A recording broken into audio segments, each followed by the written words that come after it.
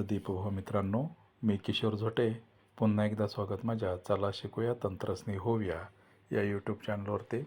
स्क्रीनवर बघत आहात त्या पद्धतीने आपल्याला government of Maharashtra school education and sport department समग्र शिक्षण महाराष्ट्र प्राथमिक शिक्षण परिषद यांचं दिनांक 17 मार्च 2025 हे पत्र आहे आणि यात विषय आहे की सन 2024-25 UDAS प्लस प्रणालीमधील शाळा विद्यार्थी व शिक्षक या पोर्टलवरती शाळांची माहिती अंतिम करण्याबाबत आणि खाली आपल्याला 25/3/25पर्यंत ही अंतिम करायची आहे. तर या आधीच्या व्हिडिओमध्ये आपण शाळा व शिक्षक या पोर्टलवरती सर्टिफाय आपल्याला माहिती कशी करायची याची माहिती आपण घेतलेली आहे. तर आजच्या या व्हिडिओमध्ये आपण विद्यार्थी पोर्टलवरची माहिती कशी सर्टिफाय करायची याची माहिती करून घेणार आहोत. तर चला वळूयात आपल्या लाडक्या क्रोम ब्राउझरकडे आणि इथे UDAS टाईप केल्याबरोबरती UDAS प्लस स्टुडंट मॉड्यूल याच्यावरती आपण क्लिक केलं की पहिली लिंक आपल्याला अशी दिसते आणि इथे आपल्याला पहिली जी टॅब आहे काळ्या याच्यामध्ये UDAS प्लस स्टुडंट मॉड्यूल याला जर आपण क्लिक केलं आणि इथून आपला स्टेट निवडला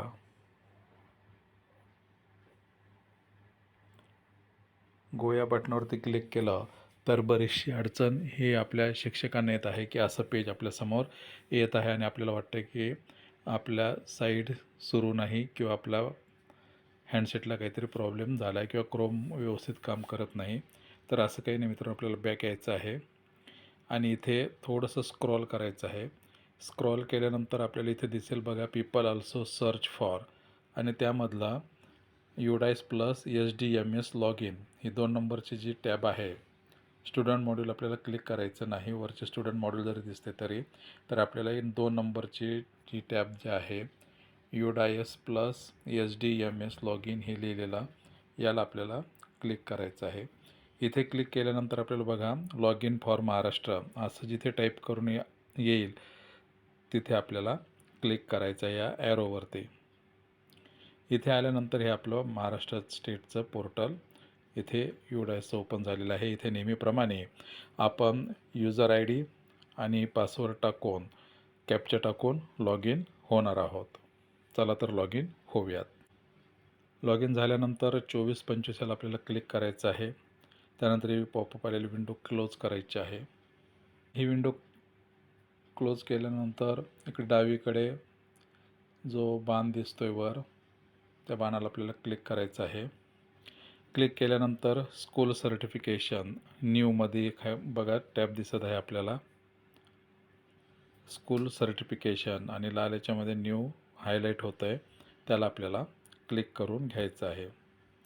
तिथे आपण क्लिक केल्यानंतर बघा इथं नॉट सर्टिफाईड असं आपल्याला दिसत आहे. तर हेच आपल्याला सर्टिफाय करून घ्यायचं आहे. त्याच्याच खाली बघा इथं इन्स्ट्रक्शन फॉर सर्टिफाईंग डाटा इथं आपल्याला काही इन्स्ट्रक्शन दिलेले आहेत की आपला डाटा आपण सर्टिफाय कधी करू शकतो किंवा डाटा सर्टिफाय करण्यासाठी जर अडचण आली तर इथे काय करायचं तर याला आपण डाउनलोड करून घेऊयात. डाउनलोड करून घेतल्यानंतर आपलं जे काही ॲप असेल त्या ॲपमधून आपण त्याला ओपन करूयात आणि इथे त्यांनी आपल्याला काही सूचना दिलेल्या आहेत.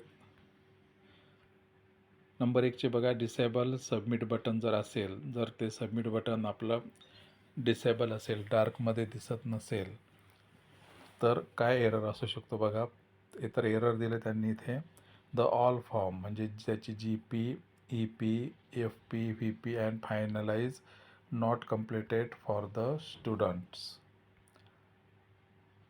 आणि मग त्यासाठी काय करायचं त्या स्टेप्स इथे त्यांनी दिलेल्या आहेत किंवा अल्टरनेटिव्ह मेथडसुद्धा दिलेली आहे. इथे 11वी-12वीसाठी काय घडू शकतं ते दिलेलं आहे.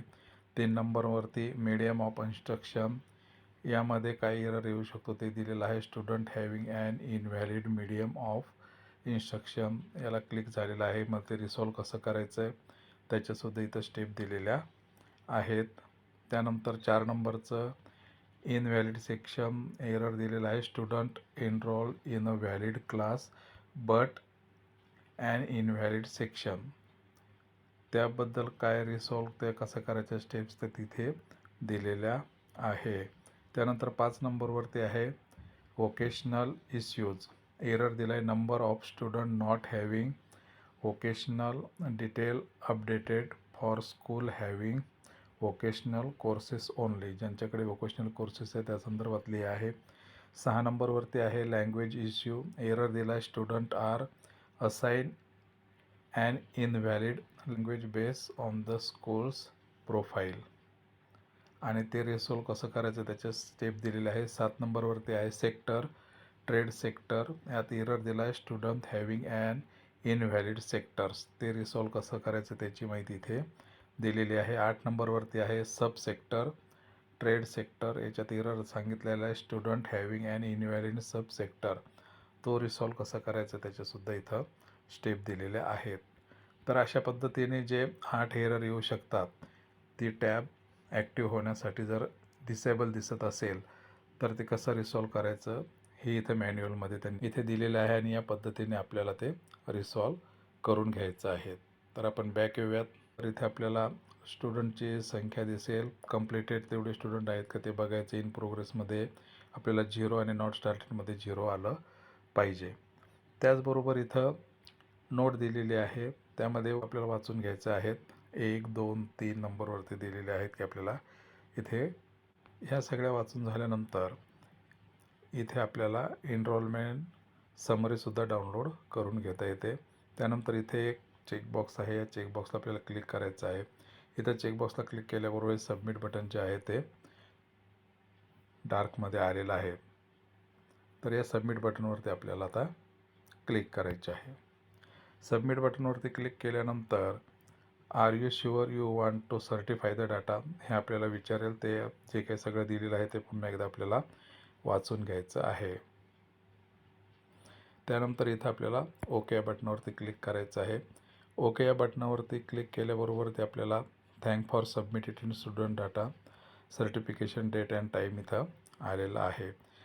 इथे एनरोलमेंट समरी जर आपल्याला डाउनलोड करायची असेल तर ते सुद्धा इथं आपण डाउनलोड करू शकतो. इथे डाउनलोडवरती आपण क्लिक करूया. आपल्याला जे ॲप असेल त्या ॲपमध्ये ही आपली समरी इथे आपल्याला ओपन करून घेता येईल.